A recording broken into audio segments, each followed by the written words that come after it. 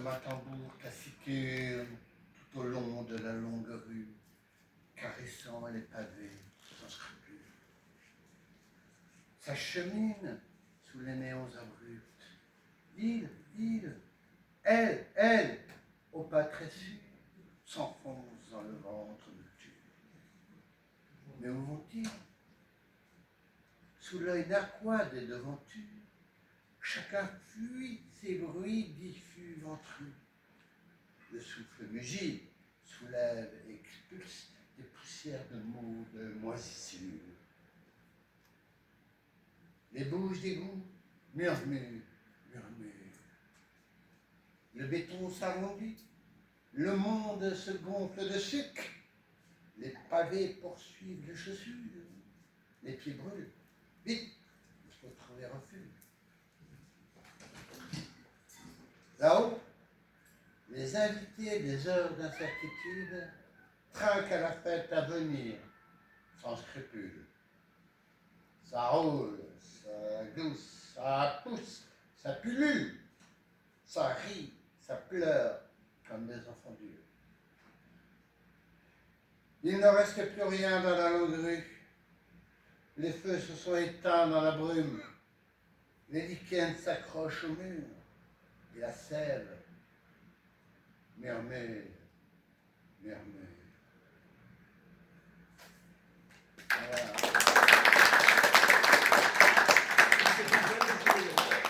Voilà. Et nous allons passer maintenant à un poème de Jacques Gautier, qui est un poète et auteur de théâtre aussi contemporain.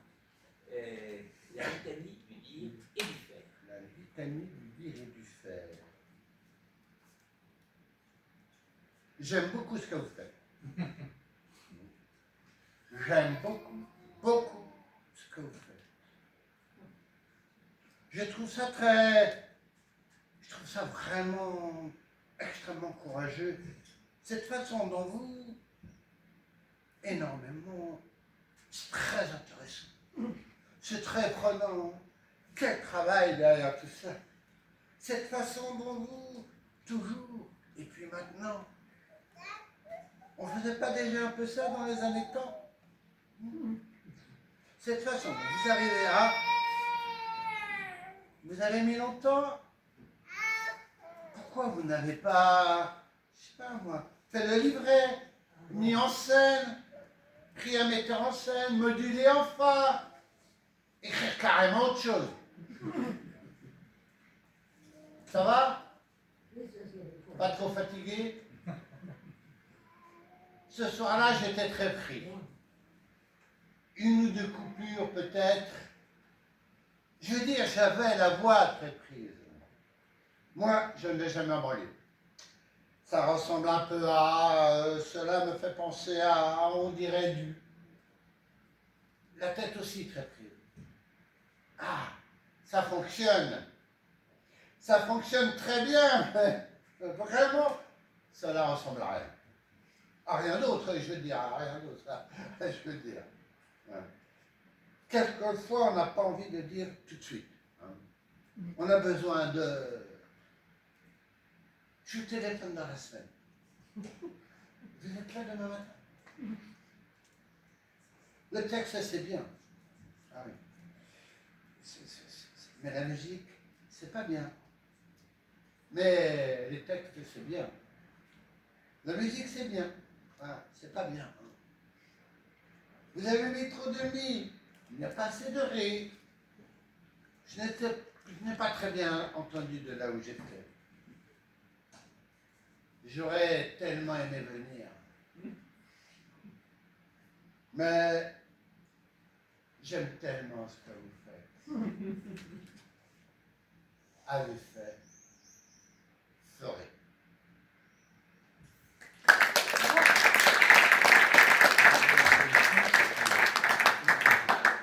J'espère maintenant qu'avec une C, on peut-être.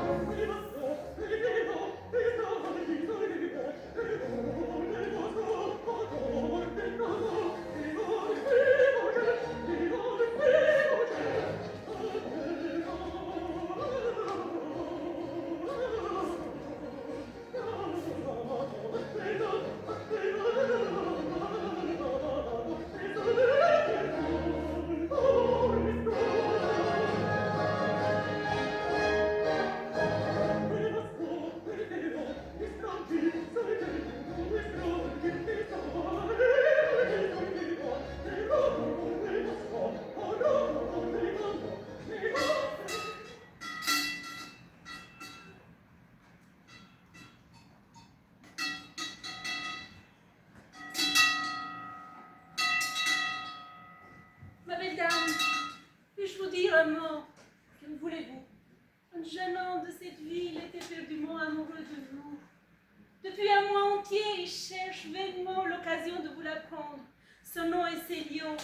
Il est d'une famille noble et d'une figure distinguée. En voilà assez.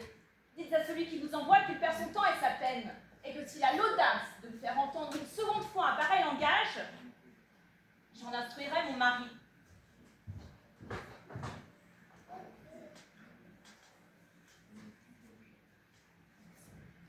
Eh bien, Chuta, qu'a-t-elle dit? Plus orgueilleuse et plus dévote que jamais. Elle instruira son mari, dit-elle, si on la poursuit longtemps. Ah, malheureux que je suis, il ne me reste qu'à mourir. Plus cruelle de toutes les femmes. Que me conseilles-tu, Chuta? Quelle ressource me reste-t-il à trouver? D'abord, je vous conseille de sortir d'ici, car voici son mari qui la suit. Es-tu mon fidèle serviteur, mon valet de chambre dévoué? Apprends que j'ai à me venger d'un outrage. Vous, monsieur? Moi-même, puisque ces impudentes guitares ne cessent de murmurer sous les fenêtres de ma femme. Mais patience, tout n'est pas fini. Écoute un peu de ce côté-ci. Voilà du monde qui pourrait nous entendre. Tu m'iras chercher ce soir le spadassin que je t'ai dit. Quoi faire? Je crois que Marianne a des amants. Vous croyez, monsieur? Il règne autour de ma maison une odeur d'amant. Personne ne passe naturellement devant ma porte. Il pleut des guitares et des entremetteuses. Est-ce que vous pouvez empêcher qu'on donne des sérénades à votre femme? Non. Mais je puis poster un homme derrière la poterne et me débarrasser du premier qui entrera. Si votre femme n'a pas d'amant, c'est comme si vous disiez que j'avais des maîtresses. Bah, et pourquoi n'en aurais-tu pas, Tibia? Tu es fort laid, mais tu as beaucoup d'esprit. J'en conviens, j'en conviens. Regarde, Tibia, tu en conviens toi-même, il n'en faut plus douter. Et mon déshonneur est public. Quoi, public? Je te dis qu'il est public. Votre femme passe pour un dragon de vertu dans toute la vie. Elle ne voit personne. Elle ne sort de chez elle que pour aller à la messe. Laisse-moi faire. Je n'ai pas de colère après tous les cadeaux qu'elle a reçus de moi. Oui, Tibia, je machine en ce moment une épouvantable trame et me sens prêt à mourir de douleur. Oh que non! Quand je te dis quelque chose, tu me ferais plaisir de le croire.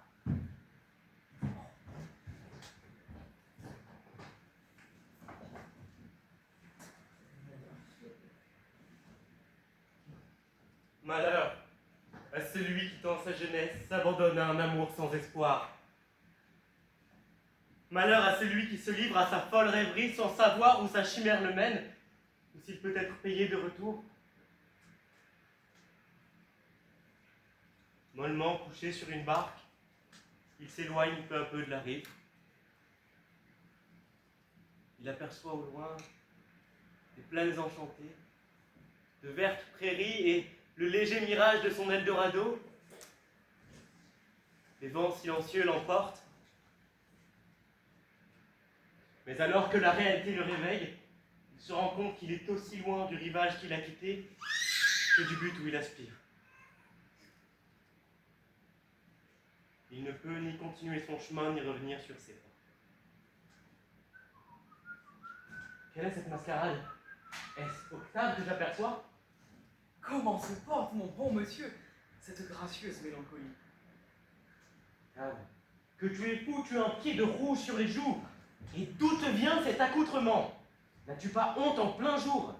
Oh, Célio, fou que tu es, tu as un pied de blanc sur les joues. Et d'où te vient ce large habit noir? N'as-tu pas honte en plein carnaval? Quelle vie que la tienne! Ou tu es gris, ou bien je le suis moi-même. Ou tu es amoureux, ou je le suis moi-même. Plus que jamais, de la belle Marianne. Plus que jamais du vin de Chypre. J'allais chez toi quand je t'ai rencontré. Et moi aussi j'allais chez moi. Dis-moi, comment se porte ma maison? Il y a 8 jours que je ne l'ai vue. J'ai un service à te demander. Eh bien parle, mon cher enfant, parle. Veux-tu des conseils? Je suis ivre. Veux-tu de l'argent? Je n'en ai plus. Veux-tu mon épée? Voilà une batte d'arlequin. Ah, combien de temps cela durera-t-il? 8 jours hors de chez toi, Octave, tu te tueras. Jamais ma propre main, mon ami, jamais. J'aimerais mieux mourir que d'attenter à mes jours. N'est-ce pas un suicide comme un autre que la vie que tu mènes? Figure-toi un danseur de corps, en brodequin d'argent, le balancier au poing suspendu entre le ciel et la terre. À droite et à gauche, de vieilles petites figures racornies, de maigres et pâles fantômes, des créanciers agiles, des parents, des courtisans. Toute une légion de monstres se suspendent à son manteau et le tiraillent de tous les côtés pour lui faire perdre l'équilibre. Des grandes phrases redondantes, des mots enchâssés, cavalcadent tout autour de lui. Une nuée de prédictions sinistres l'aveugle de ses ailes noires. Il continue sa course légère, de l'Orient à l'Occident. S'il regarde en haut, le pied lui manque, s'il regarde en bas, la tête lui tourne. Mais il va plus vite que le vent, et toutes les mains tendues vers lui ne lui feront pas perdre une goutte de la coupe joyeuse qu'il porte à la sienne. Voilà ma vie, mon ami, c'est ma fidèle image que tu vois. Octave, que tu es heureux d'être fou. Que tu es fou de ne pas être heureux. Dis-moi un peu, toi, qu'est-ce qui te manque? Il me manque le repos. La douce insouciance qui fait de la vie un miroir, où tous les objets se peignent et sur lequel tout glisse. Une dette envers moi et un remords. L'amour, dont vous autres faites un passe-temps, trouble ma vie tout entière. Tu ignoreras toujours, mon ami, ce que c'est qu'aimer comme moi. Voilà un mois que j'aime. Le jour et la nuit autour de cette maison. Au fond de cette cour, sous ces petits arbres. Et quel charme j'éprouve au lever de la lune à mener moi-même mon modeste cœur de musicien, à battre la mesure et les entendre chanter la beauté de Marianne. Pas une fois, elle n'est pas arrivée à sa fenêtre. Pas une fois, elle n'a posé son front charmant sur sa jalousie. Qui est cette Marianne? Est-ce que c'est ma cousine? La même, la femme du vieux Célio, Claudio. Ah, alors à coup sûr c'est ma cousine. Claudio est fait exprès. Alors, confie-moi tes intérêts, Célio.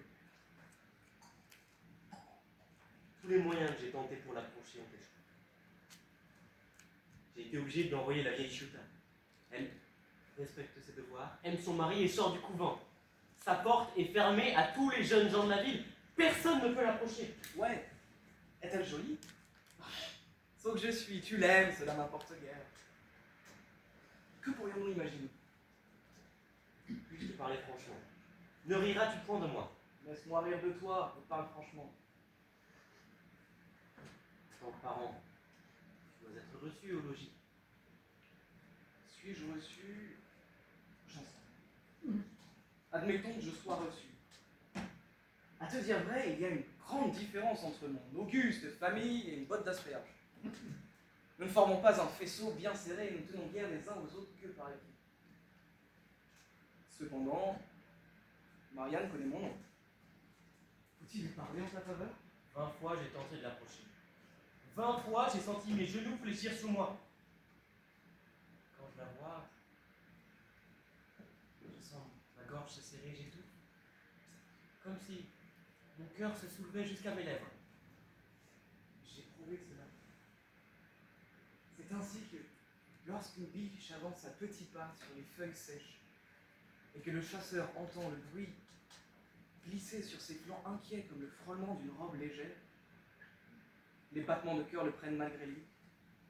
Il soulève son arme en silence, sans faire un pas, sans respirer. Pourquoi donc suis-je ainsi? N'est-il pas une vieille maxime parmi les libertins que toutes les femmes se ressemblent?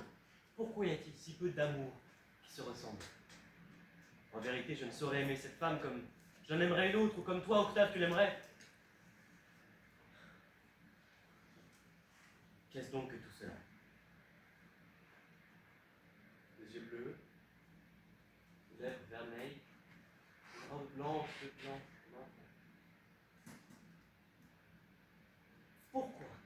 Ce qui te rendrait heureux et empressé, ce qui t'attirerait comme l'aiguille aimantée attire le fer, me rend-il si triste et immobile. Qui peut dire que si est gai ou triste, appelle imagination ou folie qui peut la deviner. Alors, la réalité n'est qu'une ombre. La folie est la beauté elle-même, et chaque homme marche enveloppé d'un tissu magique qui le couvre de la tête aux pieds, et il croit voir des bois, des fleuves, des visages divins. La nature elle-même tient sous ses regards d'infinies nuances de fils transparents, et Octave vient à mon secours. Célio, j'aime ton amour. Il divague dans ta cervelle comme un flacon syracusain.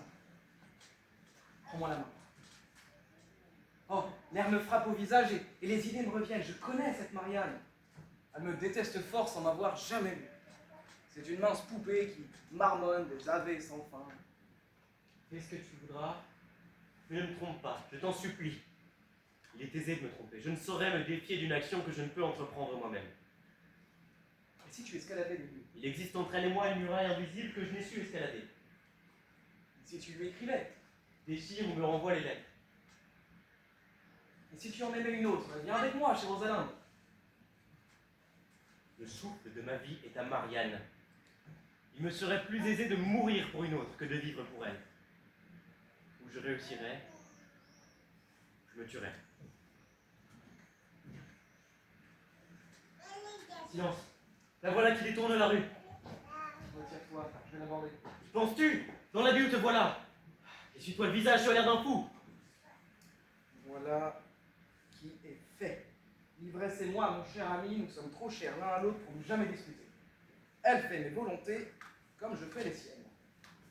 Il n'y a aucune crainte là-dessus, c'est le fait d'un étudiant en vacances qui se grise un jour de grand dîner que de perdre la tête et lutter avec le vin.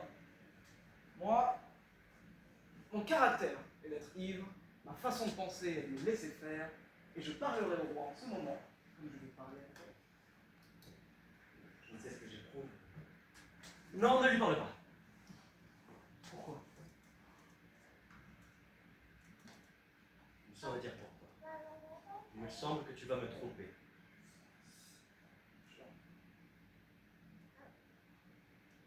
Je te jure, sur mon honneur, que Marianne sera à toi ou à personne au monde tant que je pourrai quelque chose.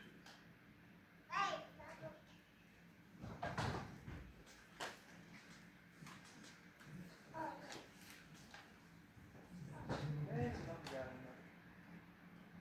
ne vous détournez pas, princesse de beauté, et laissez tomber vos regards sur le plus indigne de vos services. Qui êtes-vous? Mon nom est Octave, je suis cousin de votre mari. Venez-vous pour le voir? En théologie, il va revenir. Je n'entrerai point pour le voir et n'entrerai surtout pas au logis de peur que vous m'en chassiez tout à l'heure quand je vous aurai dit ce qui m'amène. Dispensez-vous donc de le dire et de l'arrêter plus longtemps. Je puis m'en dispenser et vous supplie de vous arrêter pour l'entendre. Ah, cruelle Marianne. Vos yeux ont causé bien du mal, mais vos paroles ne sont pas faites pour le défaire. Qu'avez-vous fait, Célio? De qui parlez-vous et quel mal ai-je causé? Un mal, le plus cruel de tous, car c'est un mal sans espérance. Le plus terrible, car c'est un mal qui se chérit à lui-même et repousse la coupe salutaire jusque dans la main de l'amitié.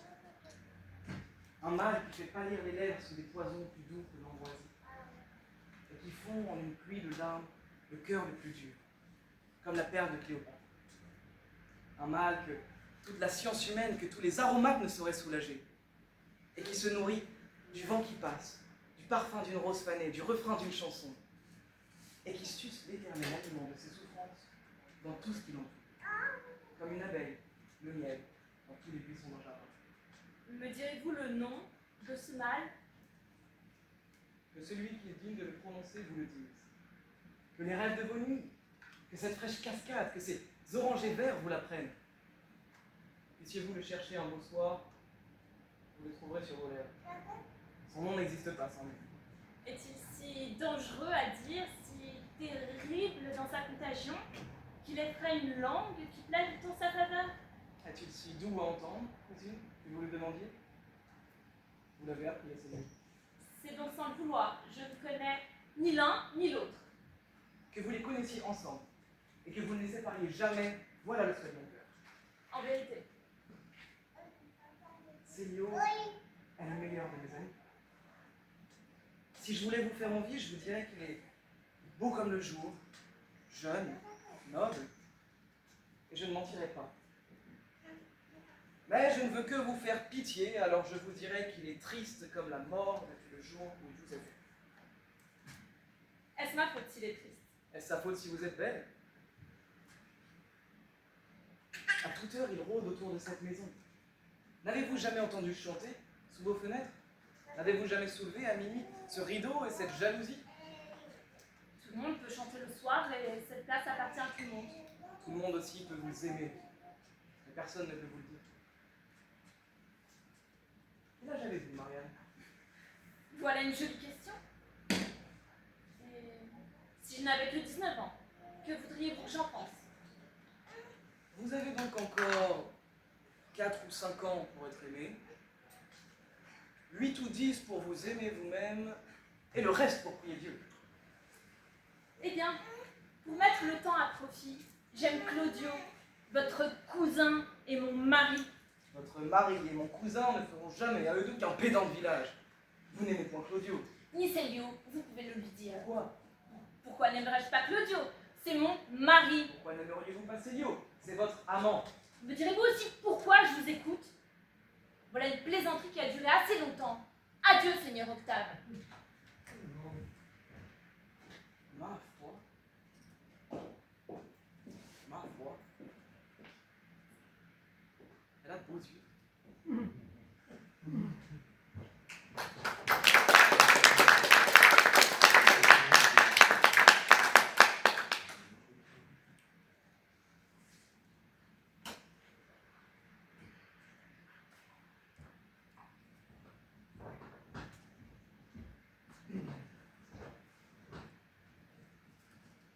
Disposez ces fleurs comme je vous l'ai ordonné. Attendez aux musiciens de venir. Oui, madame, ils seront ici à l'heure du souper. Ces jalousies fermées sont trop sombres. On laisse entrer le jour sans laisser entrer le soleil. Et plus de fleurs autour de ce lit. Le souper est-il bon? Aurons-nous notre belle voisine, la comtesse Pergoli? À quelle heure elle est sortie, mon fils? Pour être sorti, il faudrait d'abord qu'il fût rentré. Il a passé la nuit dehors. Vous ne savez pas ce que vous dites. Il a soupé hier avec moi et m'a ramené ici. Du vivant de son père, il n'en aurait pas été ainsi. Avez-vous fait porter dans le cabinet d'études le tableau que j'ai acheté ce matin? Du vivant de son père, il n'en aurait pas été ainsi. Ne dirait-on pas que sa maîtresse a 18 ans et qu'elle attend son 6 JB? Mais du vivant de sa mère, il en est ainsi, Malvolio. Qui vous a chargé de veiller sur sa conduite? Songez-y. Que Célio ne rencontre pas sur son passage un visage de mauvais augure.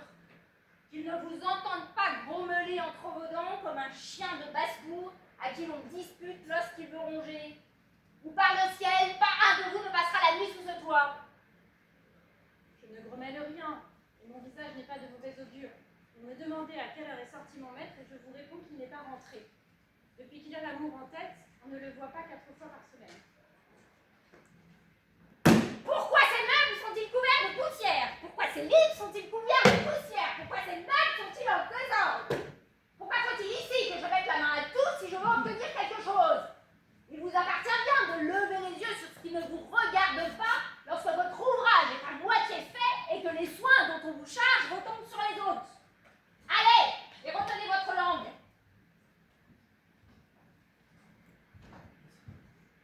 Eh bien, mon cher enfant, quels seront vos plaisirs aujourd'hui? Les vôtres, ma mère. Et quoi, les plaisirs communs et non les peines communes? C'est un partage injuste, Célio. Ayez des secrets pour moi, mon enfant. Non pas de ceux qui vous rongent le cœur et vous rendent insensible à tout ce qui vous entoure. Je n'ai point de secret. Et plût à Dieu, si j'en avais, qu'ils fussent de nature à faire de moi une statue.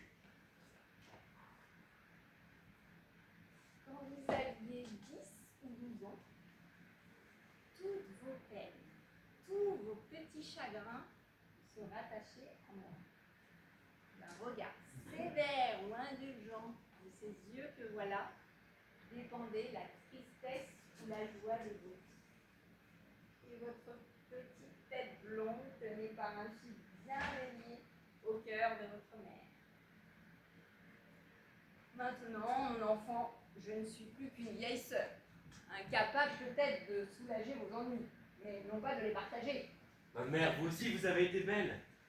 Sous ces cheveux argentés qui couvrent votre front, sous ce long manteau, l'œil reconnaît encore le corps majestueux d'une reine et les formes gracieuses d'une Diane chasseresse. Vous aussi, vous avez provoqué l'amour. Sous cette fenêtre entrouverte, à murmurer le son de la guitare. Sur cette place bruyante, dans le tourbillon de la fête, vous avez promené une insouciante et superbe jeunesse. Vous aussi, vous avez aimé. Un parent de mon père est mort d'amour pour vous. Quel souvenir me rappelles-tu? Si ce n'est point vous demander de larmes, si votre cœur peut en supporter le chagrin, ma mère, racontez-moi cette aventure, contez-moi les détails. Je n'avais encore jamais vu votre père. Il fut chargé, comme allié de ma famille, de faire agréer la demande du jeune Orsini, qui voulait m'épouser. Il fut reçu comme le méritait son rang par votre grand-père et admis dans son intimité. Orsini était un excellent parti. Et cependant, je le refusais. Votre père, en plaidant pour lui, avait tué dans mon cœur le peu d'amour qu'il m'avait inspiré pendant 2 mois d'assiduité constante. Je n'avais pas soupçonné la force de sa passion pour moi. Lorsqu'il apporta ma réponse, il tomba, privé de connaissance, dans les bras de votre père. Cependant, une longue absence, un voyage qu'il entreprit alors et dans lequel il augmenta sa fortune, devait avoir dissipé ses chagrins. Votre père changea alors de rôle et demanda pour lui ce qu'il n'avait pu obtenir pour Orsini. Je l'aimais d'un amour sincère et l'estime qu'il avait inspirée à mes parents ne lui permit pas d'hésiter. Le mariage fut décidé le jour même et l'église s'ouvrit pour nous quelques semaines après. Orsini revint à cette époque. Il vint trouver votre père, l'accabla de reproches, l'accusa d'avoir trahi sa confiance et d'avoir causé le refus qu'il avait essuyé. Du reste, ajouta-t-il, si vous avez désiré ma perte, vous serez satisfait. Épouvanté par ces paroles, votre père vint trouver le mien et lui demander son témoignage pour désabuser Orsini. Hélas,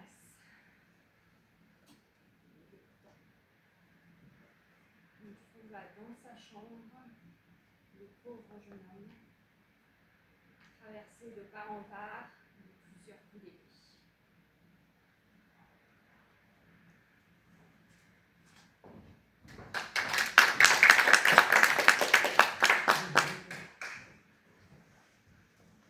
Tu as raison, Tibia.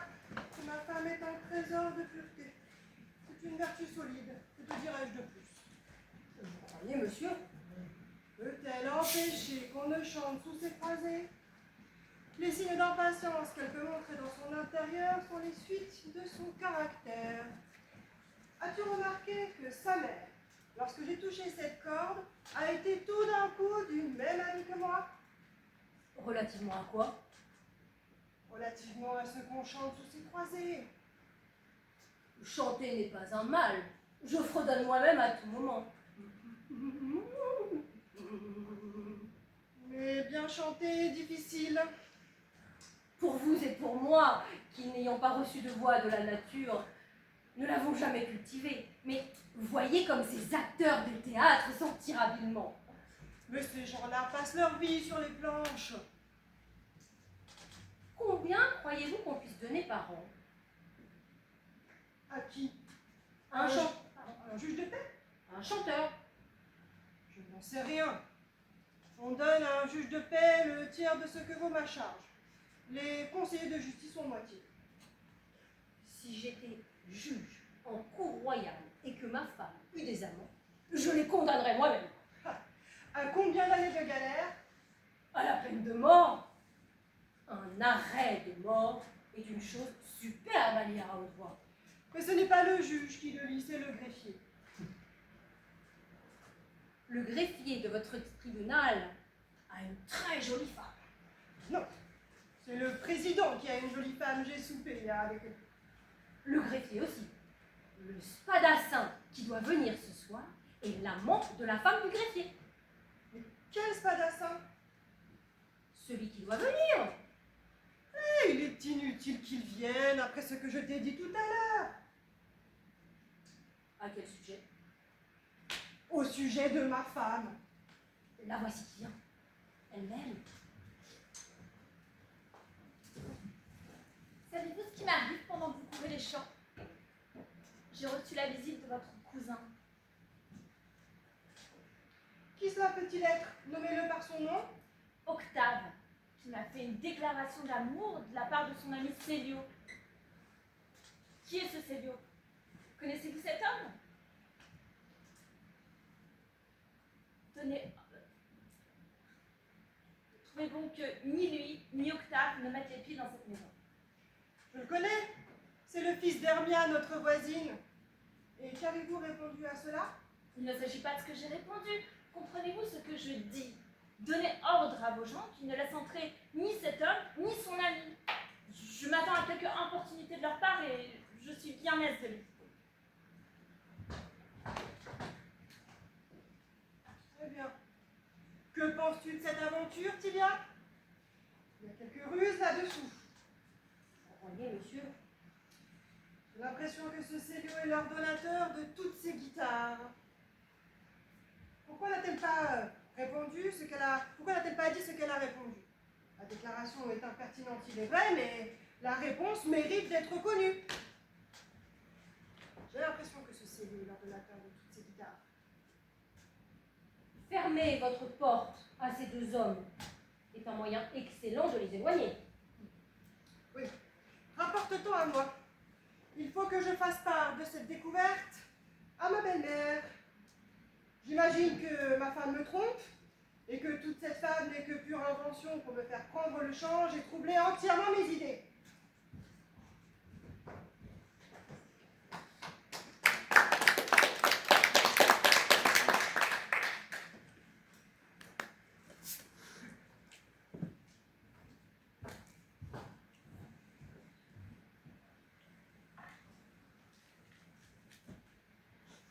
Il renonce.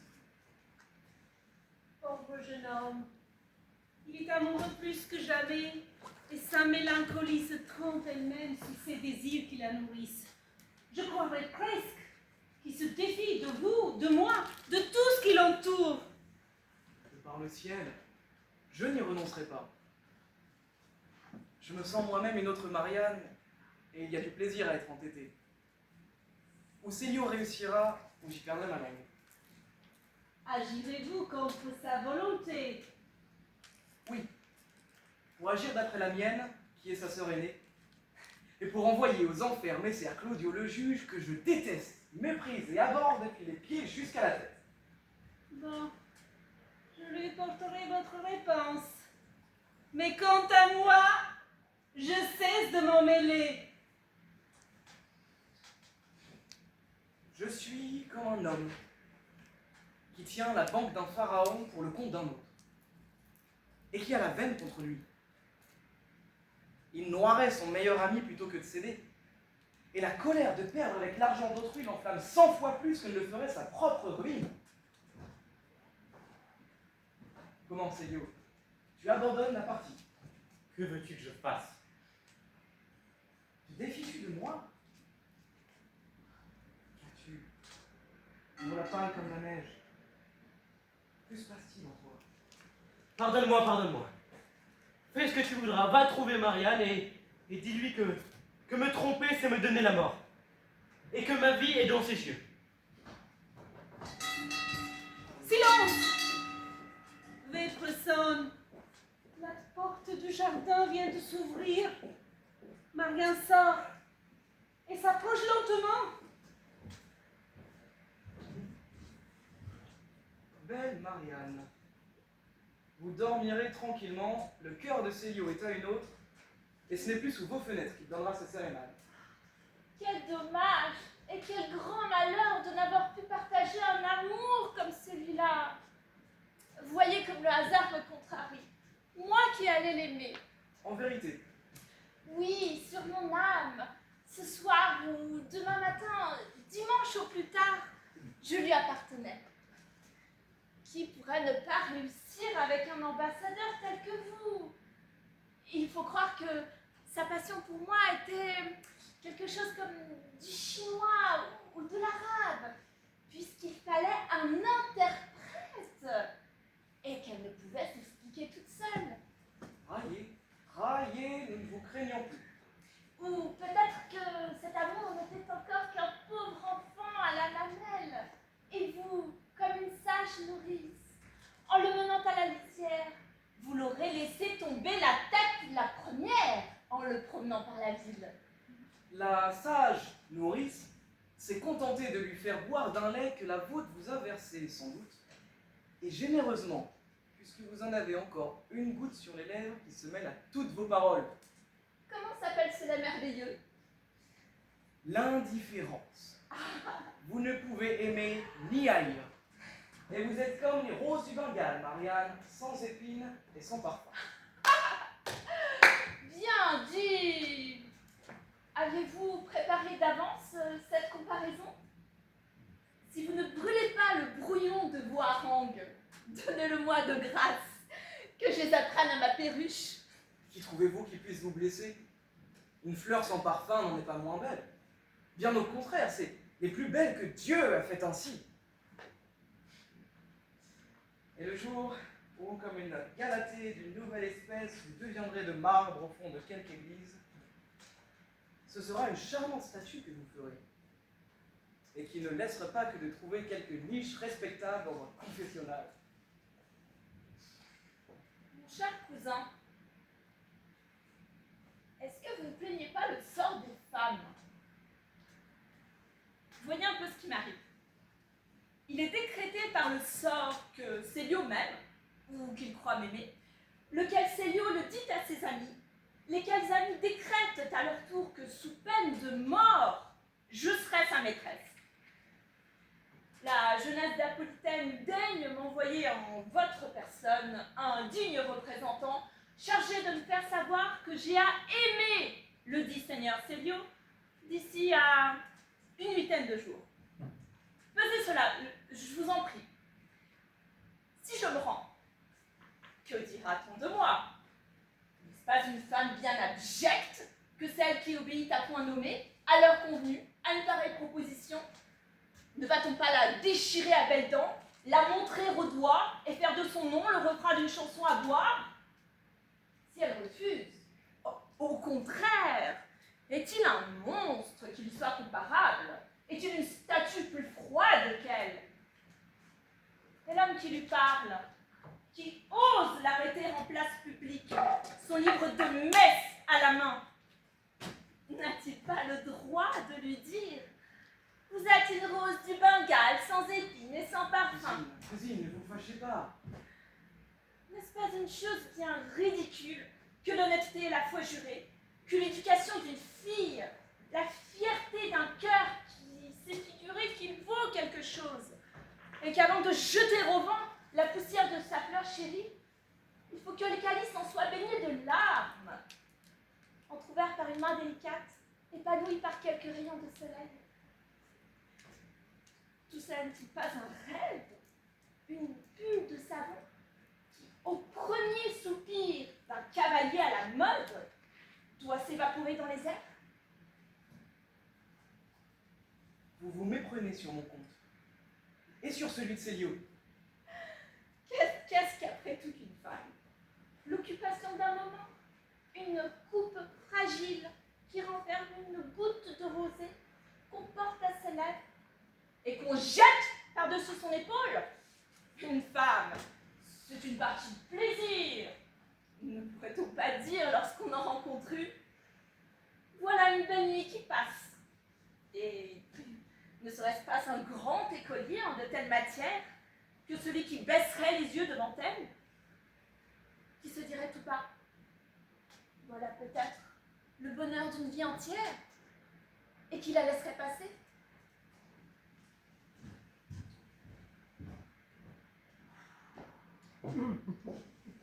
Waouh! Quelle drôle de petite bonne femme!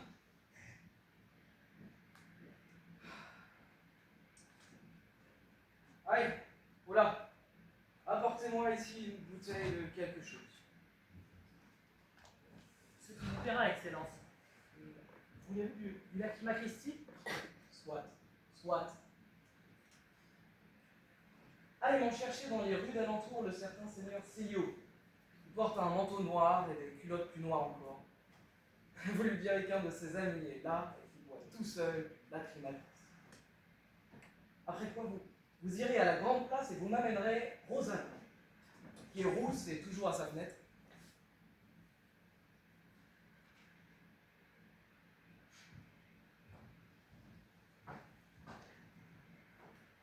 Je ne sais ce que j'ai dans la gorge. C'est triste comme une procession.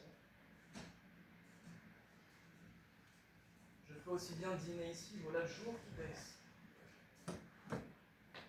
Putain, quel ennui que ces vêpres.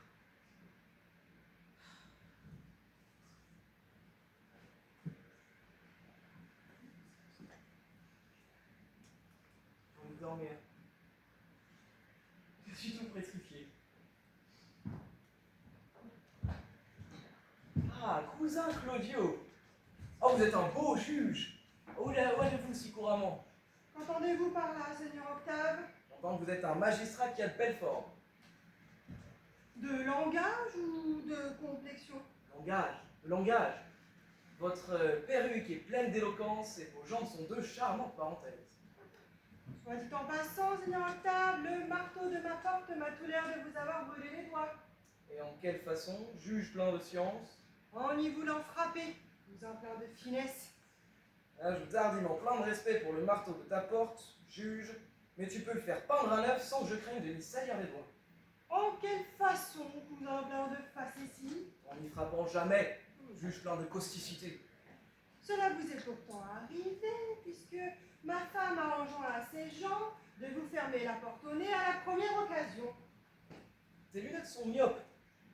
Juge plein de grâce, tu te trompes d'adresse dans ton compliment. Mes lunettes sont excellentes, cousin.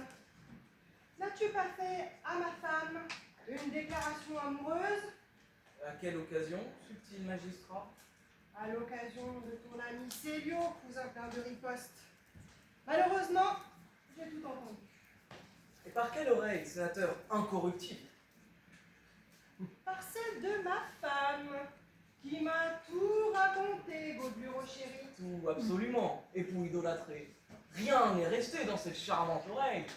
Il y est resté sa réponse, charmant pilier de cabaret, que je suis chargé de te faire. Je ne suis pas chargé de l'entendre, cher procès-verbal. Eh bien, ce sera ma porte en personne qui te la fera, aimable croupier de roulette, si tu t'avises de la consulter. Je vivrai heureux sans cela. Chère sentence de mort, ne t'en soucie pas. Puisses-tu le faire en repos, cher cornet de passe 10. Je te souhaite 1000 prospérités. Rassure-toi sur ce sujet, cher verrou de prison. Je dors tranquille comme une audience.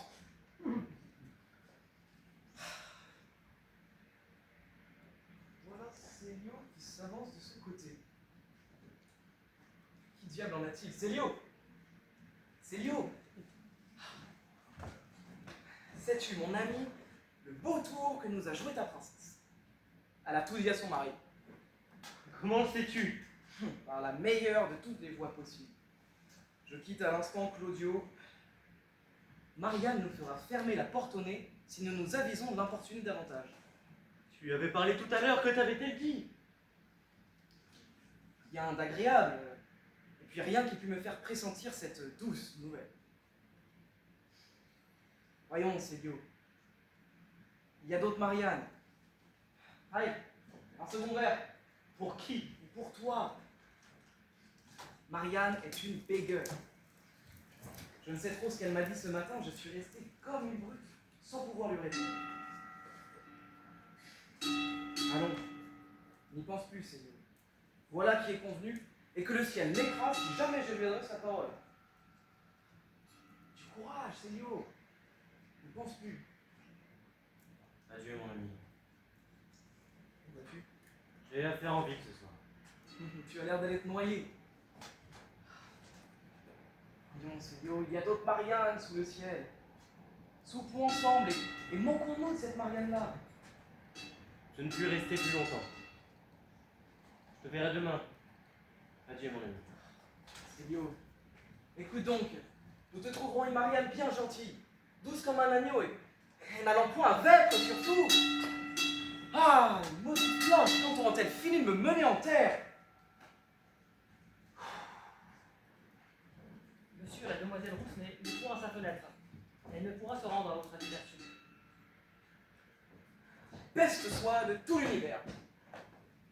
A-t-il donc décidé que je souffrais seul aujourd'hui? Bon. Que diable vais-je devenir? Bon. Ceci me convient. Je suis capable d'ensevelir ma tristesse dans ce vin. Ou du moins ce vin dans ma tristesse. Ah. Ah, les vêpres sont finies. Et voici Marianne qui revient.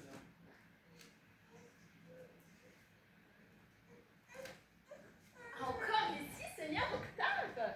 Et déjà à table? C'est un peu triste de s'enivrer tout seul. Le monde entier m'abandonne. Alors je tâche d'y voir double afin de me servir à moi-même de compagnie. Comment? Pas un de vos amis, pas une de vos maîtresses qui vous soulage de ce fardeau terrible, la solitude. Faut-il vous dire ma pensée? J'avais envoyé chercher une certaine Rosalinde, qui me sert de maîtresse. Elle soupe en ville comme une personne de qualité. Oh, c'est une fâcheuse affaire sans doute. Et votre cœur doit en ressentir un vide effroyable. Ah, un vide que je ne saurais décrire, que je m'efforce en vain de exprimer à cette prendre. Le carillon des vêpres m'a fendu le crâne pour toute l'après-dînée. Dites-moi, cousin, est-ce du vin à 15 sous la bouteille que vous buvez? N'en riez pas, ce sont les larmes du Christ en personne. Cela m'étonne que vous ne buviez pas du vin à 15 sous. Buvez-en, je vous en supplie. Et pourquoi en boirais-je, s'il vous plaît? Goûtez-en, je suis sûre qu'il n'y a aucune différence avec celui-là. Il y en a une aussi grande qu'entre le soleil et une lanterne. Non, vous dis-je, c'est la même chose. Que Dieu m'en préserve.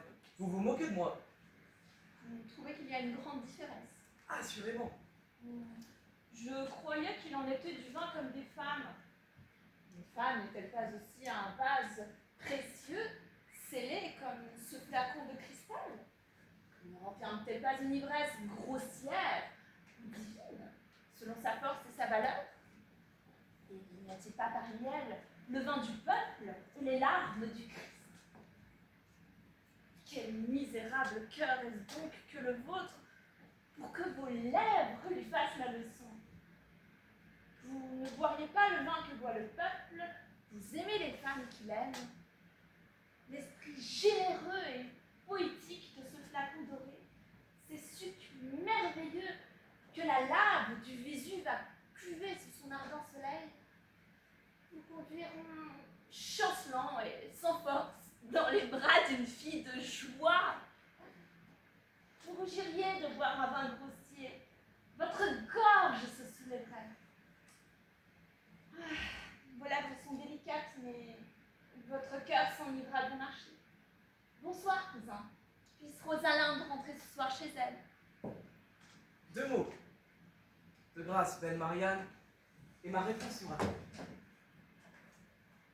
Combien de temps pensez-vous qu'il faille faire la cour à la bouteille que vous voyez pour obtenir ses faveurs? Elle est, comme vous dites, toute pleine d'un esprit céleste.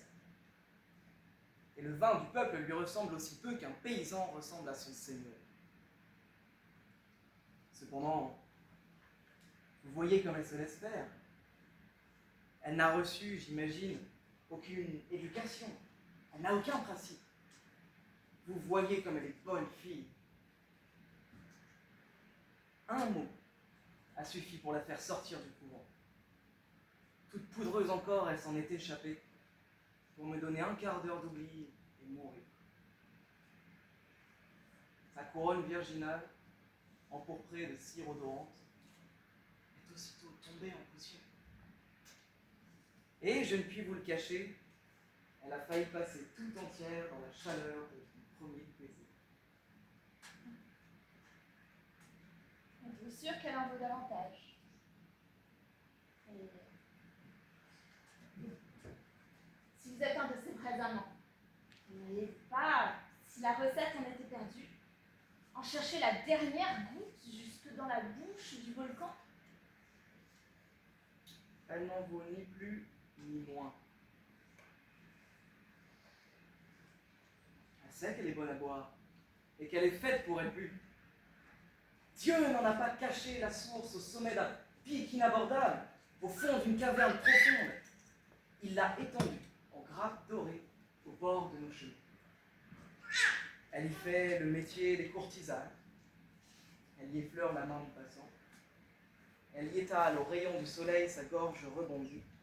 Et toute une cour d'abeilles et de frelons murmure autour d'elle, matin et soir. Le voyageur, dévoré de soif, peut se coucher sous ses rameaux verts. Et jamais elle ne l'a laissé languir. Jamais elle ne lui a refusé les douces larmes dans son cœur plein. Ah, Marianne, c'est un don fatal que la beauté. La sagesse dont elle se vante est sœur de l'avarice. Et il y a plus de miséricorde dans le ciel pour ses faiblesses que pour sa cruauté. Bonsoir, cousine. Et puis Silio vous oublie.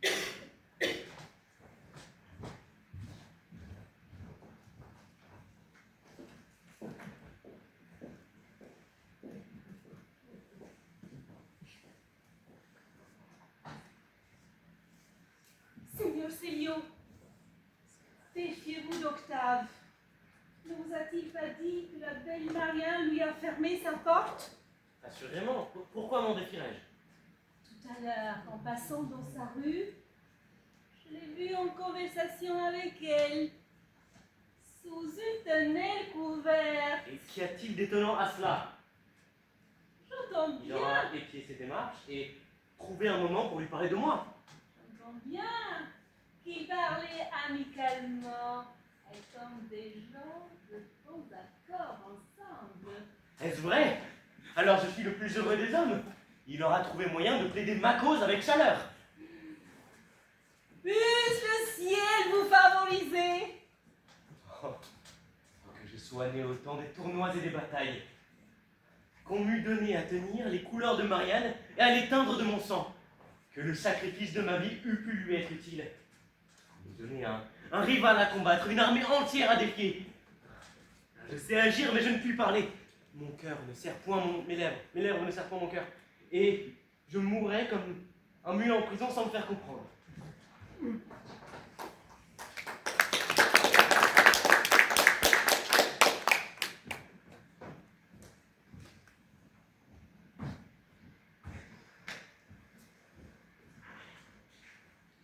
suis en colère contre ma femme.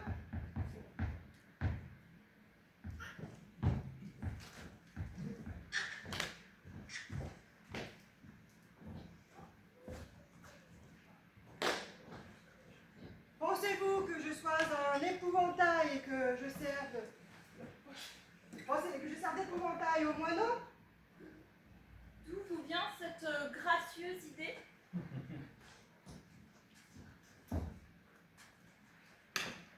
Pensez-vous qu'un juge criminel ignore la valeur des mots et qu'on puisse se jouer de sa crédulité comme de celle d'un penseur ambulant? À qui en avez-vous ce soir? Pensez-vous que j'ai oublié vos propres paroles? Si cet homme ou son ami se présente à ma porte, qu'on la lui fasse fermer?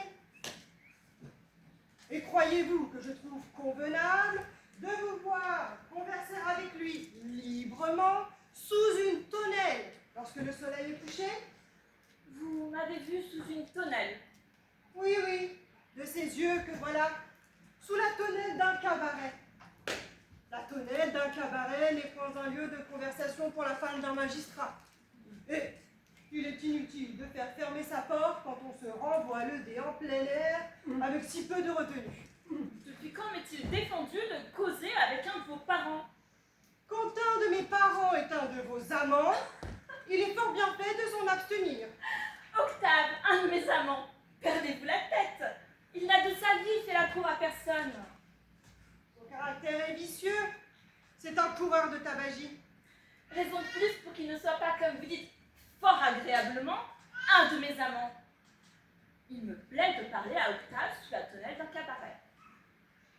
Ne me poussez pas à quelques fâcheuses extrémités par vos extravagances. Ou vous sentirez, vous me réduirez, et réfléchissez à ce que vous faites. À quelle extrémité voulez-vous que je vous pousse? Je suis curieuse de savoir ce que vous feriez. Je vous défendrai d'échanger avec lui aucune parole, soit dans la maison, soit dans une maison tierce, soit en plein air. Voilà qui est nouveau. Octave est mon parent tout autant que le vôtre. Je prétends lui parler quand bon me semblera, en plein air ou ailleurs, et dans cette maison, s'il lui plaît d'y venir. Souvenez-vous de cette phrase que vous venez de prononcer, Marianne, où vous sentirez l'inconvenance. Je vous ménage un châtiment exemplaire si vous allez contre ma volonté. Trouvez donc que j'aille d'après la mienne, et ménagez-moi ce qui vous plaît. Je m'en soucie comme de cela. Marianne, brisons cet entretien. Ou vous sentirez l'inconvenance de s'arrêter sous une tonnelle, ou vous me réduirez à une violence qui répugne à mon habit. Voilà, quelqu'un? Voyez-vous, ce jeune homme, là-bas, assis devant une table sous cette tonnelle, allez lui dire que j'aime parler. Et qu'il prenne la peine d'entrer dans ce jardin. Voilà qui est nouveau. Quel mal y a-t-il donc? Pour qui me prend-on? Comment suis-je donc faite aujourd'hui? Voilà une robe affreuse. Qu'est-ce que ça signifie? Vous me réduirez à la violence. Quelle violence? Je voudrais que ma mère fût là. Oh bah, elle est de son avis dès qu'il dit un mot. J'ai une envie de battre quelqu'un. Ah, je suis bien sotte en vérité. Voilà, Octave, viens.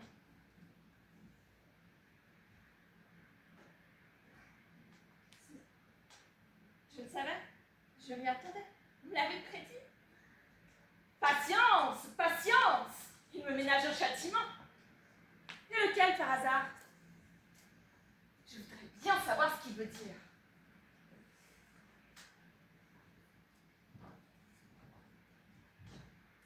Asseyez-vous, Octave, j'ai à vous parler. Où voulez-vous que je m'assoie? Toutes les chaises sont des cas de fer en l'air. Que s'est-il donc passé ici? Rien du tout. En vérité, cousine, vos yeux disent le contraire. J'ai réfléchi à ce que vous m'avez dit sur le compte de votre ami Célio. Dites-moi, pourquoi ne s'explique-t-il pas lui-même? Par une raison assez simple. Il vous a écrit, vous avez déchiré ses lettres. Il vous a envoyé quelqu'un, vous lui avez fermé la bouche. Il vous a donné des concerts, vous l'avez laissé dans la rue. Ma foi, il s'est donné au diable et on s'y donnerait à moi. Cela veut dire qu'il a songé à vous? Oui. C'est bien. Parlez-moi de lui. Sérieusement? Oui, oui, sérieusement, me voilà, j'écoute. Vous voulez rire? Pitoyable avocat êtes-vous donc? Parlez, que je veuille rire ou non. Que regardez-vous à droite et à gauche? En vérité, cousine, vous êtes en colère. Je veux prendre un amant, Octave. Sinon, un amant, du moins un cavalier. Que me conseillez-vous? Je m'en rapporte à votre choix. Célio ou tout autre, peu m'importe. Dès ce soir, dès demain, celui qui aura la fantaisie de chanter sous mes fenêtres trouvera ma porte entrouverte. Eh bien, vous ne parlez pas. Je vous dis que je prends un amant. Tenez, voilà mon écharpe en gage. Qui vous voudrez la rapportera. Marianne, quelle que soit la raison qui ait pu vous inspirer cette minute de complaisance, puisque vous m'avez appelé, puisque vous consentez à m'entendre, au nom du ciel, restez la même une minute encore. Et permettez-moi de vous parler. Que voulez-vous me dire? Si jamais homme au monde a été digne de vous comprendre, de vivre et de mourir pour vous, cet homme est Célio. Je n'ai jamais valu grand-chose. Et je me rends cette justice que la passion dont je fais l'éloge trouve misérable interprète. Mais si vous saviez sur quel autel sacré vous êtes adoré comme un dieu, vous, si jeune, si belle, si pure encore, livré à un vieillard qui n'a plus de sens et qui n'a jamais eu de cœur, si vous saviez quel trésor de beauté, quelle mine féconde repose en vous, en lui, dans cet accord entre deux âmes jumelles, cette fraîche aurore de jeunesse, cette rosée céleste de la vie. Et je ne vous parle pas de sa souffrance, de sa douce mélancolie qui ne s'est jamais lassée de vos rigueurs et qui en mourrait sans se plaindre. Oui, Marianne, il en mourra. Que puis-je vous dire? Que puis-je inventer pour donner à mes paroles la force qui leur manque? Je ne sais pas le langage de l'amour. Mais y a-t-il un pouvoir capable de vous toucher? Vous qui savez supplier Dieu, y a-t-il une prière qui puisse rendre ce dont mon cœur est plein? Relevez-vous, Octave. En vérité, si quelqu'un entrait ici, ne croirait-on pas à vous entendre que c'est pour vous que vous plaidez?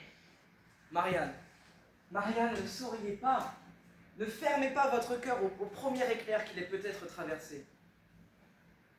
Ce caprice de bonté, ce moment précieux va s'évanouir. Vous avez pensé à Célio, dites-vous. Vous avez prononcé son nom. Ah, si c'est une fantaisie, ne me la gâtez pas. Le bonheur d'un homme en dépend. Êtes-vous sûr qu'il ne me soit pas permis de sourire? Oui. Vous avez raison. Je sais tout le tort que mon amitié peut faire. Je sais qui je suis. Je le sens. Pareil langage dans ma bouche a l'air d'une raillerie. Vous doutez de la sincérité de mes paroles? Jamais pourtant je n'ai ressenti avec autant d'amertume le peu de confiance que je puis inspirer. Pourquoi cela? Vous voyez que j'écoute. Célio me déplaît, je ne veux pas de lui. Parlez-moi de quelque autre, de qui vous voudrez. Choisissez-moi dans vos amis un cavalier digne de moi. Envoyez-le-moi, Octave. Vous voyez que je m'en rapporte à vous. Oh, femme, 3 fois femme. Célio vous déplaît, mais le premier venu vous plaira. L'homme qui s'attache à vos pas depuis 1 mois, qui vous aime de tout cœur et qui mourrait d'un souffle de vos lèvres, celui-là vous déplaît. Il est jeune, beau, riche et digne en tout point de vous, mais il vous déplaît. Et le premier venu vous plaira. Faites ce que je vous dis ou ne me revoyez pas.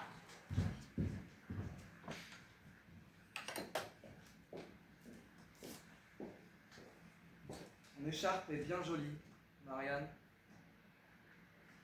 Et ton petit caprice de colère est un charmant traité de paix. Il ne me faudrait que peu d'orgueil pour le comprendre.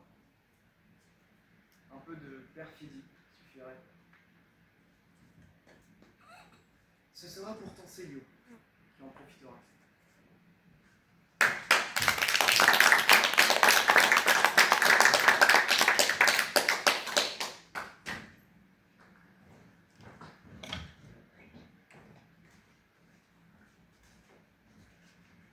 Il est en bas, dites-vous?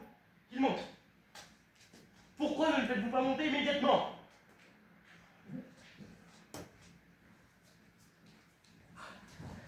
Eh bien, mon ami, quelle nouvelle? Attache ce chiffon à ton bras droit, Célio. Prends ta guitare et ton épée. Tu es l'amant de Marianne.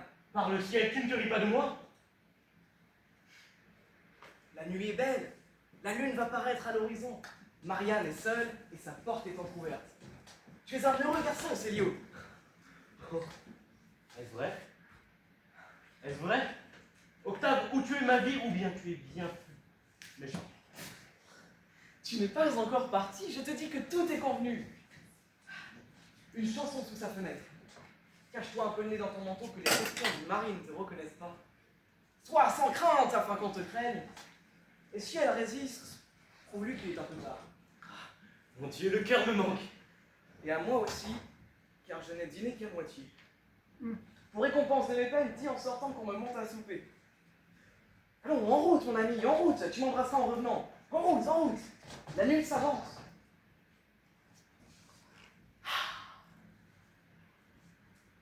Écris sur tes tablettes, Dieu juste, que cette nuit me soit comptée dans ton paradis.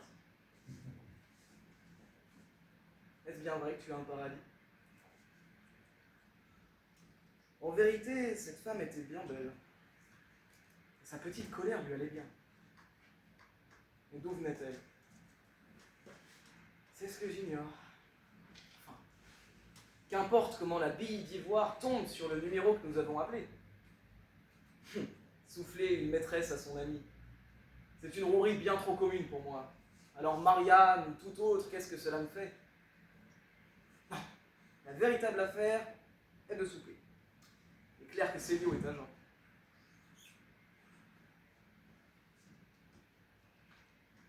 Comme tu m'aurais détesté, Marianne, si je t'avais aimé. Comme tu m'aurais fermé ta porte. Comme ton bel-litre de mari t'aurait paru un Adonis, un Sylvain en comparaison de moi. Où est donc la raison de tout cela? Pourquoi la fumée de cette pipe va-t-elle plus à droite qu'à gauche?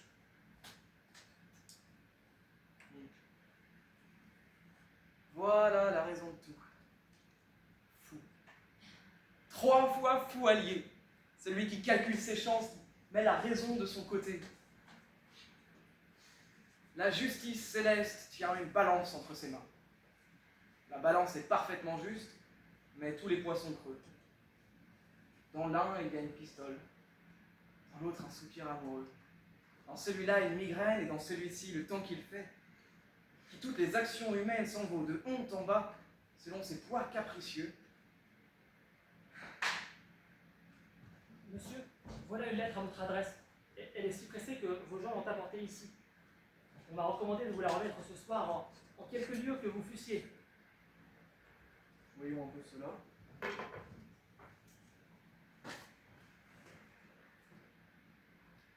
Ne venez pas ce soir. Mon mari a entouré la maison d'assassins et vous êtes perdu s'il vous trouve. Marianne. Malheureux que je suis. Qu'ai-je fait? Vite. Mon manteau, mon chapeau, Dieu veuille qu'il soit encore temps.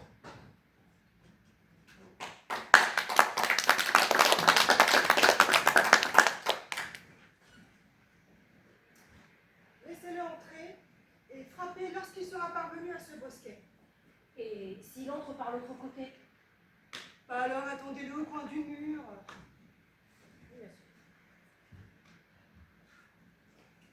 Le voilà qui arrive. Tenez, monsieur. Vous voyez comme son ombre est grande. C'est un homme de belle stature.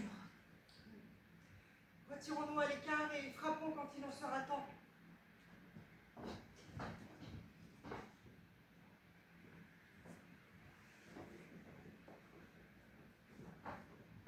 Marianne, êtes-vous là? Fuyez, Octave! Vous n'avez donc pas reçu ma lettre? Oh, quel nom ai-je entendu? La maison est entourée d'assassins. Mon mari vous a vu entrer ce soir. Il a écouté notre conversation. Et votre mort est certaine si vous restez une minute encore. Est-ce un rêve? Suis-je Célio? Octave! Octave! Au nom du ciel, ne vous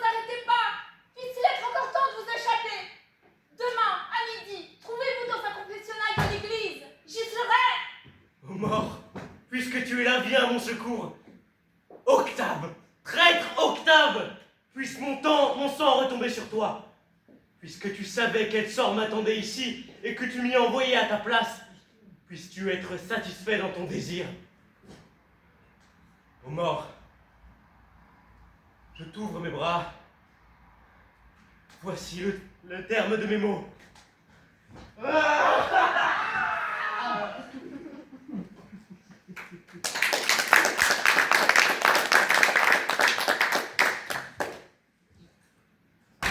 Ouvrez ou j'enfonce les portes. Que voulez-vous? Où est Célio? Je ne pense pas que son habitude soit de coucher dans cette maison. Si tu l'as assassiné, Claudio, prends garde à toi, ou je te tendrai le coup de ces mains que voilà. Es-tu fou ou somnambule? Ne l'es-tu pas toi-même pour te promener à cette heure-là, ton épée sous le bras? Cherchez dans ce jardin si bon vous semble, je n'y ai vu entrer personne. Et si quelqu'un l'a voulu faire, il me semble que j'étais dans mon bon droit de ne pas le laisser rentrer.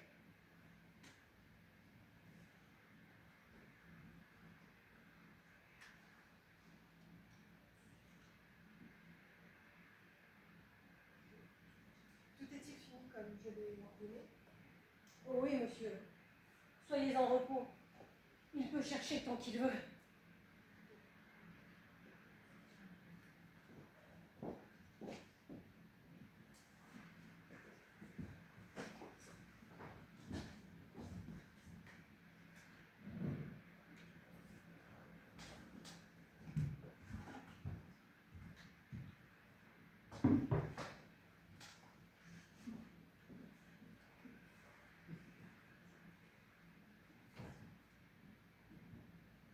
Moi seul au monde, je l'ai connu. Cette urne d'albâtre, couverte de ce long voile de deuil, est sa parfaite image. C'est ainsi qu'une douce mélancolie voilait les perfections de cette âme tendre et délicate. Pour moi seul, sa vie silencieuse n'a point été un mystère. Les longues soirées que nous avons passées ensemble sont comme de fraîches oasis dans un désert aride. Elles y ont versé les seules gouttes de rosée qui soient jamais tombées sur mon cœur. Célio était la bonne partie de moi-même. Je remontais au ciel avec lui. C'était un homme d'un autre temps. Il connaissait les plaisirs et leur préférait la solitude. Il savait combien les illusions sont trompeuses et il préférait ces illusions à la réalité. Elle eût été heureuse, la femme qui l'eût aimée. Serait-elle point heureuse, Octave, la femme qui t'aimerait?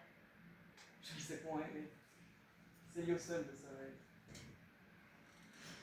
Les cendres que renferme ce tombeau sont tout ce que j'ai aimé sur terre. Tout ce que j'aimerais. Lui seul savait verser dans une autre âme les douces, les bonnes choses dont son cœur était plein. Lui seul était capable d'un dévouement sans borne. Lui seul eût consacré toute sa vie entière à la femme qu'il aimait, aussi facilement qu'il eût bravé la mort pour elle. Non, je ne suis qu'un débauché sans cœur. Je n'estime point les femmes. L'amour que j'inspire est comme celui que je ressens. L'ivresse passagère d'un songe. Je ne sais les secrets qu'il savait. Et ma gaieté est comme le masque d'un histrion. Mon cœur est plus vieux qu'elle et mes sens blasés n'en veulent déjà plus.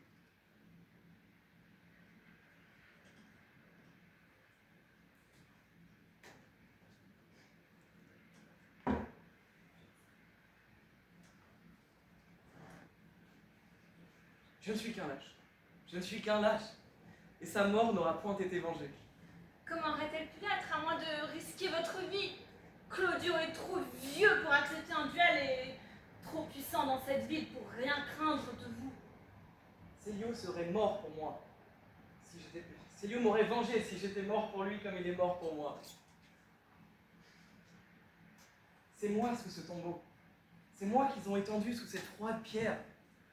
C'est pour moi qu'ils avaient aiguisé leurs épées. C'est moi qu'ils ont tué. Alors adieu la gaieté de la jeunesse, l'insouciante folie, la vie libre et joyeuse au pied du Vésuve. Adieu les bruyants repas, les causeries du soir, les sérénades sous les balcons dorés.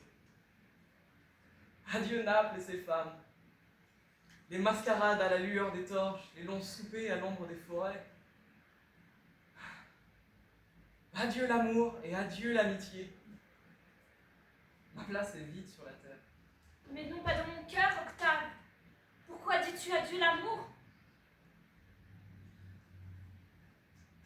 Je ne vous aime pas, Marianne. C'était Célio qui vous aimait.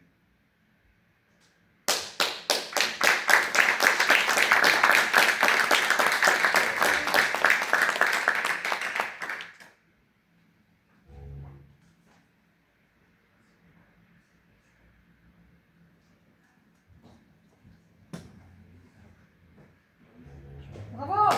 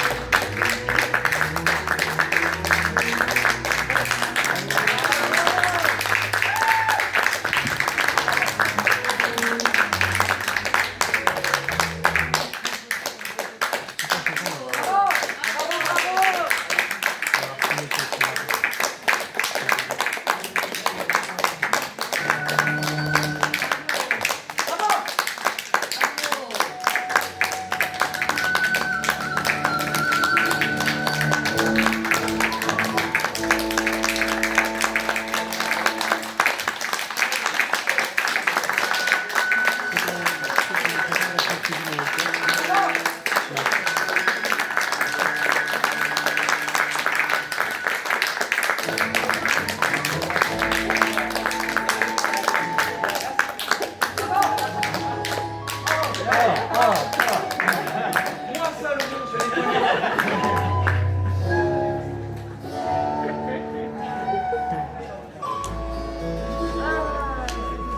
C'était très bien.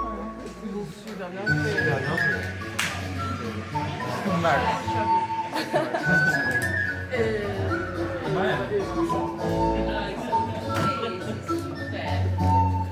Il y a plus de morceaux. C'était super fort. Les enfants, c'était génial, vraiment.